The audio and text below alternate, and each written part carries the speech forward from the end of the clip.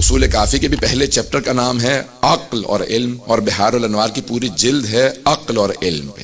امام علیہ السلام نے سب سے زیادہ تاکید کی، ایمان کی علامات میں سے ایک ہے، بے انتہا تاکید کی ہے۔ البتہ ہمارے ہاں عقل کو بعض اوقات لوگ عیاری مکاری کے معنی میں لے لیتے ہیں۔ دوسرا پہلو بھی پیش کر دوں آپ کے سامنے۔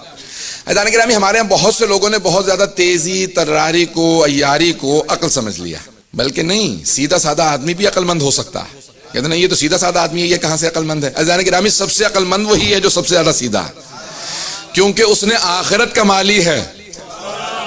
تیزی، طراری سے، عیاری سے جو دنیا کما رہا ہے، اس سے بہتر وہ آدمی ہے جو آخرت کما رہا ہے۔ اگر بات پہنچ رہی ہو، بہت زیادہ تیزی طراری دکھانے سے بھی انسان کی عقل ضائع ہو جاتی ہے۔ جو بہت زیادہ تیز طرار سمجھ رہا ہو اپنے آپ کو، جب پوچھا نا امیر المومنین سے پوچھا کہ یا علی، معاویہ بہت عقل مند ہے، تو آپ نے کہا یہ تم نے کیسے اندازہ لگایا؟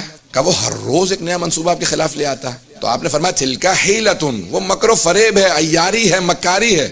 تو فوراً سوال کیا گیا تو پھر مولا عقل کیا ہے؟ تو آپ نے فرمایا العقل ما عبد بہ الرحمن، عقل وہ ہے جو رحمان کی عبادت کی طرف لے جائے۔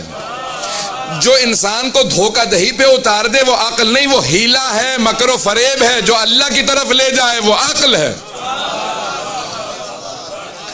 جو اللہ سے قریب کرے، رسول خدا سے، امام خدا سے قریب کرے، وہ عقل ہے، اور جو ان سے دور کر دے وہ مکر و فریب ہے، عیاری ہے، عقل نہیں۔ اگر بات واضح ہو رہی ہو تو میں آگے بڑھوں۔ عزیزان کرام، میں بہت سے معاشرے کے اندر ایسے افراد ہیں جو سمجھتے ہیں کہ یہ بہت ہی سیدھا ہے۔ اگر اس بات کو سنیں گے تو میں آگے بڑھوں گا۔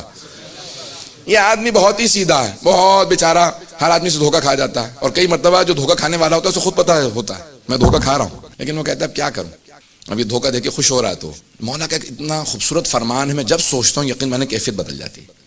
مولا فرماتے ہیں کہ اگر تم کسی کو دھوکہ دے لو تو خوش نہ ہونا، سوچو یہ کہ وہ تم پہ کتنا اعتماد کرتا تھا، کہ دھوکہ کھانے پہ تیار بیٹھا تھا۔ پتہ نہیں بات واضح ہے نہیں، اتنا اعتماد کرتا تھا کہ نہیں یہ دھوکہ نہیں دے سکتا، تم نے پھر بھی اسے دھوکہ اگر دے لیا تو سمجھو کہ میں برا ہوں، اس کو برا نہ سمجھنا، بے وقوف نہ سمجھنا۔ وہ اتنا بھروسہ کرتا تھا کہ اگر دھوکہ بھی دے قبول ہے، مجھے اس پہ بھروسہ ہے۔ پتہ نہیں، بہت بڑا فرمان ہے مولا کا، بہت بڑا فرمان ہے۔ میں جب سوچتا ہوں کیفیت بدل جاتی ہے۔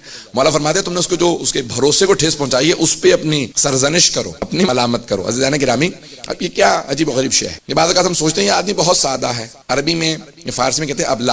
ابلہ یعنی بہت ہی نائف قسم کا ایک آدمی، جو بہت ہی، جسے ہم لوگ، میں اب لفظ بے وقوف منفی معنی میں، سادہ لوح انسان۔